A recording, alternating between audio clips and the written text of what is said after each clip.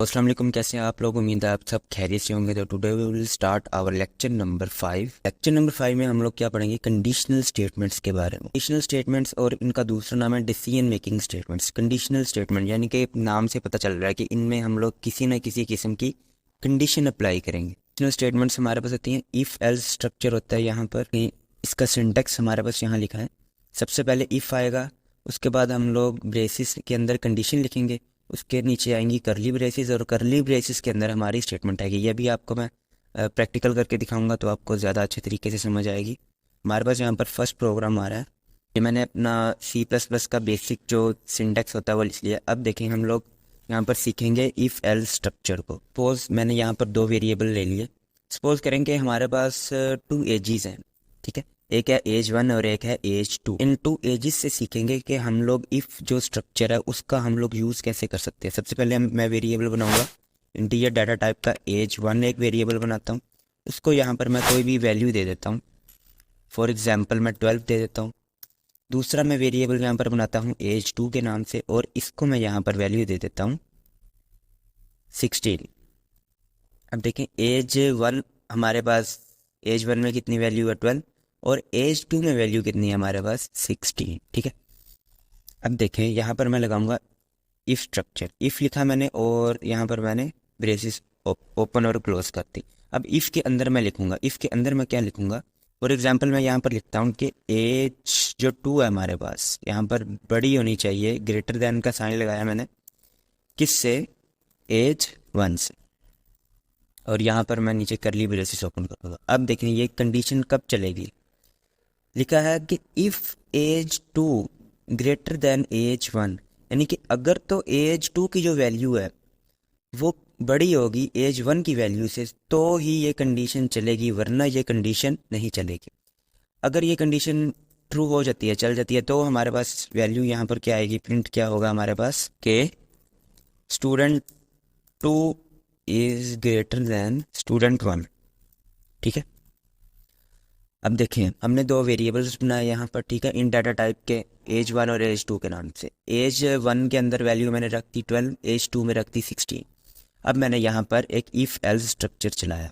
अब उसमें मैंने क्या किया, इफ़ लिखा, ब्रेसेस ओपन की, मैंने यहाँ पर एक कंडीशन लगा दी कि इफ़ कंडीशन ये तब चलेगी अगर जो एज 2 है, एज 2 की जो वैल्यू है वो बड़ी होगी किससे, एज 1 की वैल्यू से। अब देखें ना, एज 2 की वैल्यू क्या है 16, और एज 1 की क्या है 12। 16 12 से बड़ा है ना, यानी कि ट्रू है कंडीशन, तो ये लूप चल पड़ेगी हमारे पास, इफ एल स्ट्रक्चर ये हमारा चल पड़ेगा। जब ये चल पड़ा, ये कंडीशन ट्रू हो गई हमारे पास ये, तो हमारे पास जो हमारे अंदर स्टेटमेंट थी वो अंदर चल पड़ेगी। अब सी आउट का ऑपरेशन यहाँ पर रन होगा और जो हमारी स्टेटमेंट है वो प्रिंट हो जाएगी। इसको मैं यहाँ पर कंपाइल और रन करता हूँ। तो देखें यहाँ पर ये कंपाइल हो चुका है और हमारे पास रिजल्ट क्या आ गया यहाँ पर, student 2 is greater than student 1, यानी कि स्टूडेंट 2 की जो एज है वो बड़ी है किससे, स्टूडेंट 1 की एज से। सपोज यहाँ पर मैं कर देता हूँ स्टूडेंट 1 और यहाँ पर मैं कर देता हूँ स्टूडेंट 2। अब क्या हो गया, अब मैंने यहाँ पर कंडीशन को चेंज किया। अब ये कंडीशन है कि if H 1 greater than H 2 की, अगर जो एज 1 की वैल्यू है वो बड़ी होगी एज 2 की वैल्यू से, तो ये कंडीशन चलेगी। अब देखें, अगर हम लोग एज 1 में हमारे पास वैल्यू क्या है 12, यानी कि 12 ग्रेटर देन 16, 12 16 से तो बड़ा नहीं है ना, तो ये कंडीशन यहाँ पर अब हमारी नहीं चलेगी। तो देखें, ये हमारे पास यहाँ पर कंडीशन अब क्या है, फॉल्स है, ठीक है। तो अगर मैं इसको यहाँ पर रन और कंपाइल करूँ तो हमारे पास कुछ भी आउटपुट नहीं आएगा। आउटपुट हमारे पास यहाँ पर कुछ भी नहीं आया। क्यों नहीं आया, क्योंकि जो इफ एल स्ट्रक्चर थी ये यहाँ पर होगी फॉल्स। जब ये यहाँ पर फॉल्स होगी तो जो हमारी अंदर वाली स्टेटमेंट थी वो भी यहाँ पर प्रिंट नहीं होगी। अब देखें, ये हमारा प्रोग्राम था, इसमें हमने पहले से वैल्यूज़ दी हुई थी, ठीक है। वैल्यूज़ यहाँ पर फिक्स हैं।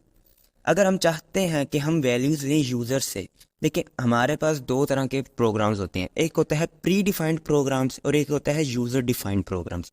अब प्री डिफाइंड प्रोग्राम कौन सा होता है, जिसमें हम लोग वैल्यूज़ खुद देते हैं, ठीक है। अब जैसे यहाँ पर मैंने खुद वैल्यू दी थी ना, एज 1 को भी खुद दी थी वैल्यू 12 और एज 2 को भी खुद दी थी। ये है हमारा प्री डिफाइंड प्रोग्राम। अगर हम चाहते हैं कि वैल्यू है जो वो यूज़र खुद एंटर करे, तो हम उसके लिए क्या बनाएंगे, यूज़र डिफाइंड प्रोग्राम बनाएंगे। और अगर मैं इसी प्रोग्राम को यूज़र डिफाइंड प्रोग्राम में कन्वर्ट करूं तो वो किस तरह होगा, देखिए यहाँ पर मैंने वैल्यूज़ हटा दी जो मैंने दी थी अब हमारे पास सिर्फ सिंपल दो वेरिएबल है, एज 1 और एज 2 के नाम से। यहाँ पर मैं सी आउट लिखूँगा और लिखूँगा एंटर एज 1, यानी कि एज 1 एंटर करो, और सी इन यानी कि स्टोर कर दूंगा। सी इन का यूज़ करते हैं ना इनपुट के लिए, तो स्टोर एज 1 की वैल्यू को मैं किस में कर दूंगा, एज 1 वेरिएबल के अंदर। इसी तरह यहाँ पर मैं लिख करूँगा सी आउट एंटर एज 2, और एज 2 यूज़र से लूँगा और सी इन के ज़रिए उसकी वैल्यू मैं यहाँ पर किस में स्टोर कर दूंगा, एज 2 नाम के वेरिएबल के अंदर। अब हमने क्या कर दिया, अब हमने इस प्रोग्राम को यूज़र डिफाइंड प्रोग्राम कर दिया। अब यूज़र खुद वैल्यूज़ एंटर करेगा। तो देखिए अब क्या होगा, हमारे पास सबसे पहले लाइन डिस्प्ले होगी एंटर एज 1, और यूज़र क्या करेगा, एज 1 एंटर करेगा, और सी इन के ज़रिए एज 1 हमारी स्टोर हो जाएगी इस एज 1 वेरिएबल के अंदर, ठीक है। फिर दूसरी स्टेटमेंट रन होगी और डिस्प्ले होगा हमारे पास एज 2 एंटर एज 2, और यूज़र क्या करेगा, फिर एज 2 को एंटर करेगा और एज 2 हमारी सेव हो जाएगी किसके अंदर, एज 2 वेरिएबल के अंदर। अब पहली कंडीशन हमने लगाई इफ़, कि अगर होगी एज 1 की वैल्यू बड़ी होगी एज 2 की वैल्यू से, तो ये वाली लूप है जो हमारा, ये कंडीशन चल पड़ेगी इफ़ की, ठीक है। तो और हमारे पास यहाँ पर डिस्प्ले क्या हो जाएगा कि जो स्टूडेंट 1 की एज है वो बड़ी है किससे, स्टूडेंट 2 की एज से, ठीक है। यानी कि पहली वैल्यू अगर पहली एज बड़ी होगी अगर दूसरी एज से, तो हमारे पास ये चीज़ प्रिंट होगी। अगर हम चाह रहे हैं कि एक कंडीशन और लगाएं हम लोग कि अगर एज 2 बड़ी हो एज 1 से, तो हम लोग क्या लिखेंगे यहाँ, एल्स, कि इसके अलावा क्या होगा, एल्स कहते हैं अलावा को, कि इफ़ अगर ये नहीं तो फिर ये, कि अगर तो ये कंडीशन ट्रू नहीं होती इफ़ की, तो फिर हमारी एल्स की कंडीशन चलेगी। एल्स में मैं यहाँ पर लिख देता हूँ, सी आउट कर देता हूँ कि स्टूडेंट 2 ग्रेटर दैन स्टूडेंट 1। अब देखें यहाँ पर प्रोग्राम हमारा तैयार है। अगर इसको मैं यहाँ पर रन करूँ, देखें यहाँ पर हमारे पास आ रहा है एंटर एज 1, कि एज 1 एंटर करें। सपोज यहाँ पर मैं एंटर कर देता हूँ एज 1 10, ठीक है। अब यहाँ पर हमने एंटर करनी है एज 2 को, एज 2 को यहाँ पर मैं एंटर करूँगा। लेट्स से हम यहाँ पर एज 2 9 एंटर कर देते हैं। अब देखें यहाँ पर अभी मैं इसको एंटर नहीं कर रहा, देखें एज 1 मैंने क्या एंटर किया यहाँ पर, एक मिनट। अब देखें एज 1 मैंने यहाँ पर एंटर की 10, ठीक है, यहाँ पर 10 है इस टाइम, और एज 2 क्या है 9, यानी कि यहाँ पर 9 है। ये कंडीशन हमारी इस टाइम कैसे है कि 10 ग्रेटर दैन 9, तो देखें ना ये चीज़ ट्रू है ना, 10 ग्रेटर दैन 9, कि 10 9 से बड़ा है। कंडीशन क्या हो जाएगी हमारी, ट्रू हो जाएगी। जब ये कंडीशन ट्रू हो जाएगी तो ये वाली लूप चलेगी, और हमें यहाँ पर अब क्या चीज़ प्रिंट होगी कि स्टूडेंट 1 बड़ा है स्टूडेंट 2 से। अगर मैं यहाँ पर एंटर करता हूँ तो देखें यहाँ पर क्या स्टेटमेंट प्रिंट हुई कि student 1 is greater than student 2। अगर मैं इसी प्रोग्राम को दोबारा चलाऊँ अभी, क्योंकि इफ़ वाली कंडीशन ट्रू हुई है ना, तो इफ़ में जो हमारी स्टेटमेंट थी वो प्रिंट हुई है। अब मैं इफ़ वाली स्टेटमेंट को कर दूंगा फॉल्स, तो यहाँ पर हमारे पास होगी एल्स की स्टेटमेंट रन होगी। अगर इसको मैं दोबारा यहाँ पर करूँ तो देखें यहाँ पर आ रहा है एंटर एज 1। लेट्स से मैं यहाँ पर एज 1 10 एंटर कर देता हूँ और एज 2 में एंटर कर देता हूँ 12। अब देखें एज 1 है 10, यहाँ पर आएगा 10 ग्रेटर दैन 12, कि 10 बड़ा है 12 से, तो ये तो ठीक नहीं है ना। ये कंडीशन क्या हो जाएगी, यहाँ पर फॉल्स हो जाएगी। अब ये कंडीशन फॉल्स होगी इफ़ की, तो ये वाली स्टेटमेंट हमारे पास प्रिंट नहीं होगी। अब प्रिंट क्या चीज़ होगी, अब चलेगी एल्स, एल्स स्ट्रक्चर चलेगा हमारा, और हमें स्टेटमेंट प्रिंट होकर मिलेगी कि student 2 is greater than student 1। देखें यहाँ पर अगर मैं एंटर करता हूँ तो देखें क्या चीज़ प्रिंट हुई, student 2 is greater than student 1। तो इफ़ एल्स है जो स्ट्रक्चर, ये हमारे पास इस तरह से काम करता है। आप खुद भी ट्राई करें यहाँ पर, यानी कि खुद से प्रोग्राम करने की, खुद के लॉजिक्स बनाएं। फॉर एग्जांपल जैसे मैंने अभी एजिस का ये रखा है, यानी कि एज 1 अगर बड़ी है एज 2 से, आप कोई इस तरह का प्रोग्राम बनाए एज अ प्रैक्टिस, कि अगर सपोज करें मार्क्स हैं हमारे पास स्टूडेंट के, अगर वो 50 से अबव मार्क्स होंगे तो हमारे पास स्टेटमेंट क्या डिस्प्ले होगी कि स्टूडेंट इज़ पास्ड, कि स्टूडेंट पास है। एल्स में आप लोग लिखें कि अगर ऐसा नहीं होता, 50 से बड़े नहीं होते उसके मार्क्स, तो स्टेटमेंट क्या प्रिंट होगी कि यू आर फेल्ड। इस तरह का प्रोग्राम एज अ प्रैक्टिस आप खुद बनाएं। अब देखें नेक्स्ट हमारे पास चीज़ क्या आ रही है, बस है ना, जो ये इम्पोर्टेंट है, ये एमसीक्यू पॉइंट ऑफ व्यू के लिहाज से भी इम्पोर्टेंट है, और इनका यूज़ हम लोग अपने प्रोग्राम में भी करते हैं, तो इसलिए भी ये इम्पोर्टेंट है। देखें यानी कि अगर हम लोग लिखना चाह रहे हैं ग्रेटर देन को, तो ग्रेटर देन को अलजबरा में हम लोग इस तरह लिखते हैं ग्रेटर देन का साइन लगाकर, और सी लैंग्वेज में भी इसी तरह लिखते हैं ग्रेटर देन का साइन लगाकर। इक्वल टू है जो अलजबरा में सिंगल टाइम्स लिखा जाता है, और अगर हम सी लैंग्वेज में लिखेंगे तो उसको डबल दफ़ा लिखना पड़ता है, यानी कि इक्वल इक्वल टू लिखना पड़ता है हमें। इस तरह लेस देन लिखा जाता है, सेम साइन यूज़ होगा, और ग्रेटर देन और इक्वल टू अलजबरा में इस तरह लिखा। अगर हम इसको सी लैंग्वेज में लिखेंगे तो हम लोग किस तरह लिखेंगे, ग्रेटर देन के बाद क्या आएगा, इक्वल टू का साइन आएगा। और एक और चीज़ ख्याल रखिएगा, ग्रेटर देन और इक्वल टू के दरमियान किसी किस्म का स्पेस नहीं होना चाहिए। इसी तरह लेस देन और इक्वल टू अगर हम लिखें तो उसको हम किस तरह लिखेंगे, लेस देन और साथ आ जाएगा इक्वल टू। अगर हम नॉट इक्वल टू लिखना चाह रहे हैं तो अलजबरा में तो हम लोग इस तरह लिखते हैं ना, यानी कि इक्वल टू लगा के उसके ऊपर एक वर्टिकल यानी कि तिरछी लाइन लगा देंगे तो वो हो जाएगा नॉट इक्वल टू। अगर सेम चीज़ हम लोग सी लैंग्वेज में लिखेंगे तो किस तरह लिखेंगे, सबसे पहले हम नोट का साइन लगाएंगे, उसके बाद इक्वल टू। हमारे पास फ्लो चार्ट की सिंबल्स आ रही हैं, किस तरह की सिंबल हो तो उसको कैसे पढ़ेंगे हम लोग, उसका मतलब है स्टार्ट या स्टॉप। अब ये जो डायमंड सिंबल होती है इसका क्या नाम होता है, डिसीजन। रेक्टेंगल होती है सिंबल, इसको हम कहते हैं प्रोसेस, और जो सर्कल होता है उसको कंटिन्यूएशन मार्क कहते हैं, और ये जो एरो होता है इसको हम लोग क्या कहते हैं, फ्लो लाइन कहते हैं। इसका प्रोग्राम ये लिखा हुआ है हमारे पास, दो वेरिएबल बनाए हमने, आमिर एज के नाम से और हमारा एज के नाम से। सबसे पहले हमने सी आउट करवाया, यानी कि यूज़र से ली आमिर की एज ली, हमने लिखा सी आउट में प्लीज़ एंटर आमिर एज के, आमिर की एज को एंटर करो, और उसकी वैल्यू को यहाँ पर मैंने किस में स्टोर करवा दिया, आमिर की एज के अंदर। और दूसरा सी आउट करवाया कि प्लीज़ एंटर हमारा एज के, हमारा की एज को एंटर करो, और उसकी वैल्यू हमने सी इन के ज़रिए किस पर स्टोर कर दी, हमारा एज वेरिएबल के नाम से। अब देखिए सारा खेल इसका है इफ़ कंडीशन का। इफ़ में हमने लिखा कि अगर जो है आमिर की एज बड़ी होगी, ग्रेटर देन होगी हमारा की एज से, तो प्रिंट कर दो हमारे पास वैल्यू कौन सी, कि आमिर इज़ ओल्डर देन हमारा। इस तरह से ये सेम इसी तरह यहाँ जिस तरह हमने ये किया है एजेस वाला, उन्होंने सिर्फ वेरिएबल्स के नाम चेंज किया। हमने एज 1 रखा था, उन्होंने इधर क्या लिखा है आमिर एज, और वेरिएबल 2 में क्या लिखा है हमारा एज।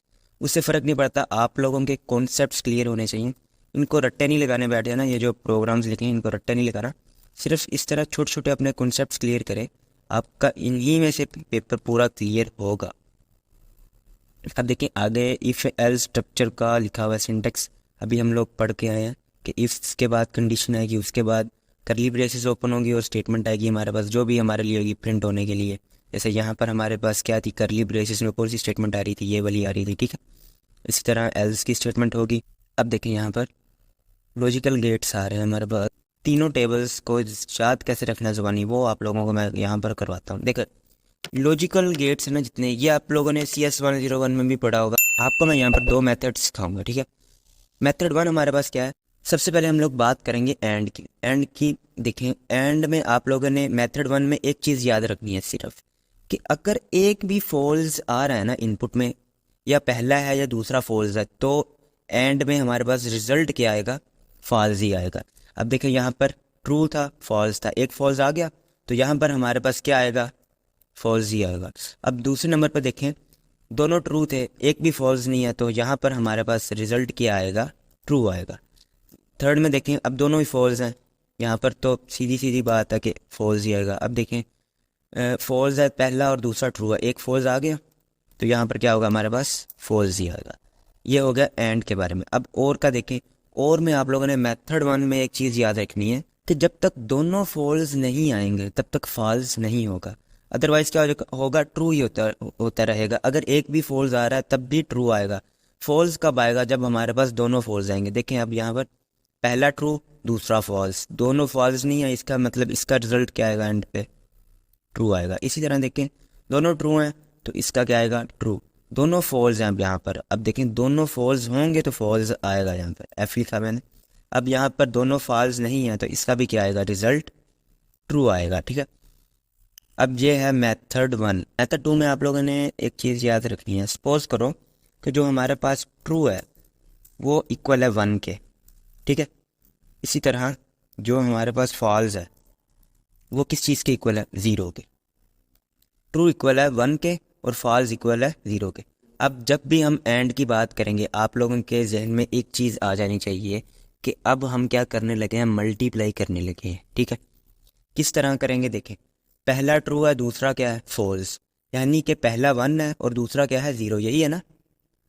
तो देखिए जब 1 को हम 0 से मल्टीप्लाई करेंगे तो क्या आंसर आएगा हमारे पास, 0 आएगा ना, यानी कि क्या आएगा, फॉल्स आएगा। तो यहाँ पर मैं क्या लिख दूंगा, फॉल्स। इसी तरह देखें दोनों ट्रू हैं, यानी कि दोनों क्या है, 1 है। 1 को 1 से मल्टीप्लाई करेंगे तो क्या आएगा, 1 नहीं आएगा। तो 1 क्या है हमारे पास, ट्रू, ट्रू लिख देंगे यहाँ पर। अब देखें दोनों फॉल्स हैं, यानी कि दोनों क्या है, 0 है। दोनों 0 होंगे तो भी हमारे पास क्या आएगा, यहाँ पर फॉल्स आएगा, क्योंकि 0 को 0 से मल्टीप्लाई करेंगे क्या आएगा हमारे पास, 0 आएगा ना, यानी कि 0 कह रहा हूँ, फॉल्स आएगा हमारे पास। 0 किसके इक्वल है, फॉल्स के। अब देखें पहला है 0, यानी कि पहला फॉल्स है, दूसरा क्या है, ट्रू। पहला फॉल्स दूसरा ट्रू, 0 को 1 से मल्टीप्लाई किया, क्या आंसर आएगा, 0 आएगा। और 0 क्या है हमारे पास, एफ है, फॉल्स है। तो यहाँ पर क्या आ गया, फॉल्स आ गया। ये होगी बात मेथड 2 में कि हम लोग एंड को किस तरह जहन में रखेंगे। दूसरा है और को। और का जब भी जिक्र आएगा आपके जहन में एक बात आ जानी चाहिए कि अब हम लोग क्या करेंगे, वैल्यूज़ को सम करेंगे, प्लस करेंगे, ठीक है, जमा करेंगे। देखें पहला है ट्रू, दूसरा है फॉल्स, यानी कि पहला 1, दूसरा क्या है, 0। 1 को 0 में ऐड किया, जमा किया, क्या आया आंसर, 1 आया। 1 किसके इक्वल है, ट्रू के। तो यहाँ पर क्या लिख दूंगा मैं, ट्रू। इसी तरह देखें ट्रू को ट्रू से, यानी कि 1 को 1 में ऐड किया, जब हम लोग सी लैंग्वेज में 1 को 1 में ऐड करते हैं तो हमारे पास आंसर क्या आता है, 1 आता है। और 1 किसकी इक्वल है, ट्रू के। यहाँ पर क्या आ जाएगा, फिर टी आ जाएगा, ट्रू। 0 यानी कि फॉल्स और फॉल्स है, 0 को 0 में ऐड किया तो 0 ही आएगा। 0 किसकी इक्वल है, एफ के। तो यहाँ पर क्या आ जाएगा, फॉल्स। इसी तरह फॉल्स को, पहला फॉल्स है, दूसरा क्या है, ट्रू। 0 फॉल्स को ट्रू में ऐड किया, 0 को 1 में किया तो क्या आंसर आएगा, 1 आएगा। 1 किसकी इक्वल है, ट्रू के। तो हमारे पास क्या आ जाएगा यहाँ पर, आउटपुट ट्रू। ये थे मेथड 1 और मेथड 2, दो मेथड आप लोगों को मैंने बताया। जो आपको इजी लगे आप उस वे से इसको याद रख सकते हैं। तो आगे देखें, आगे हमारे पास आ रहा है not gate. Not gate basically क्या करता है, ये इनपुट को इन्वर्ट कर देता है। अगर मैं कहूँ दूसरे लफ्ज़ों में, आसान वर्डिंग में, तो ये उल्ट कर देगा। किस तरह कर देगा, अगर इनपुट है ट्रू तो उसको ये कर देगा फॉल्स के अंदर कन्वर्ट। अगर इनपुट है फॉल्स तो उसको ये क्या कर देगा, ट्रू के अंदर कन्वर्ट कर देगा। इसका सिर्फ इतना सा पंगा है और इसमें कुछ करने वाला नहीं है। देखो आप लोगों ने लॉजिक गेट्स हैं जितने, उनमें आपने जो जो चीज़ें याद रखनी है वो कौन सी है, फर्स्ट ऑफ ऑल सिंबल का पता हो। एंड के लिए हम लोग ये सिंबल यूज़ करते हैं, और के लिए ये यूज़ करते हैं, और नोट के लिए हम लोग क्या करते हैं, जो नोट का सिंबल है वो यूज़ करते हैं। दूसरे नंबर पे आपको ट्रुथ टेबल बनाना आना चाहिए। ट्रुथ टेबल कौन सा है, यही है टेबल, ये जो हमने अभी बनाया, ये सारा ट्रुथ टेबल है।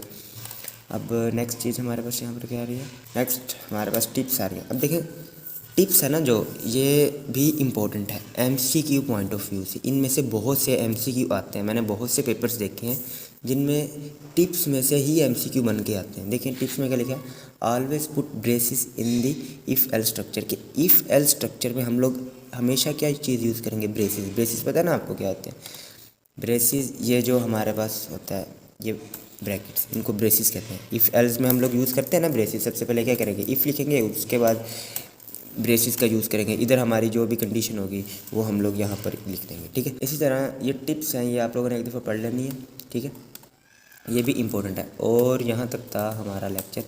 नेक्स्ट लेक्चर में हमारे पास आ रहा है लूप्स, हमारे पास आ रही हैं, वाइल लूप हो गया, for loop, do while loop, वो भी इसी तरह आपको मैं फुल डिटेल से करवाऊँगा। आज मैंने जितने भी आप लोगों को एक दो प्रोग्राम करवाए, आपने इनकी प्रैक्टिस करनी है, ठीक है। और भी आप लोग देखें इंटरनेट से, इफ़ एल स्ट्रक्चर को लेकर जितने भी प्रोग्राम्स आपको मिलते हैं उनकी आप लोग प्रैक्टिस करें। हमारा बेसिक जो पर्पज़ है वो हमारा है कॉन्सेप्ट क्लियर करना, कि इफ़ एल स्ट्रक्चर को लेकर जिस भी किस्म का प्रोग्राम आ जाए, आपका अगर कॉन्सेप्ट क्लियर होगा तो आपको वो प्रोग्राम करने में आसानी होगी। और कॉन्सेप्ट कैसे क्लियर होगा, खाली वीडियो देख लेने से कॉन्सेप्ट नहीं क्लियर होगा जब तक आप इसकी खुद प्रैक्टिस नहीं करेंगे, ठीक है। इसीलिए एक प्रोग्राम लें, फॉर एग्ज़ाम्पल मैंने ही जो प्रोग्राम करवाया है उसको एक नज़र देखें, उसको सुने पहले गौर से। जब आपको उसकी समझ आ जाए तो उसको खुद उसकी प्रैक्टिस करें। प्रैक्टिस करने से चीज़ें और ज़्यादा क्लियर हो जाएंगी। ये जो सब्जेक्ट है ये बेसिकली मांगता ही प्रैक्टिस है, और ये क्या है, ये एक बेस है, ठीक है। अगर आपका ये सब्जेक्ट स्ट्रॉन्ग होगा ना, तो जो आगे आपके नेक्स्ट सेमेस्टर में आएंगे सब्जेक्ट, CS301 हो गया, डाटा स्ट्रक्चरिंग हो गया, और डाटाबेस मैनेजमेंट, उनको करने में आप लोगों को बहुत ज़्यादा आसानी होगी अगर इनकी समझ आपको पहले से होगी। इसलिए इस सब्जेक्ट को अच्छे से करें, अपने ज़्यादा से ज़्यादा कॉन्सेप्ट क्लियर करें और ज़्यादा से ज़्यादा प्रैक्टिस करें। तो यहाँ तक थी हमारी वीडियो। आई होप कि आपको हर किस्म का कॉन्सेप्ट देने में मैं कामयाब रहा हूँ। और अगर आपको इस वीडियो से 1% भी हेल्प मिली हो तो remember to like and subscribe the channel. मिलेंगे नेक्स्ट वीडियो में, तब तक के लिए अल्लाह हाफिज़।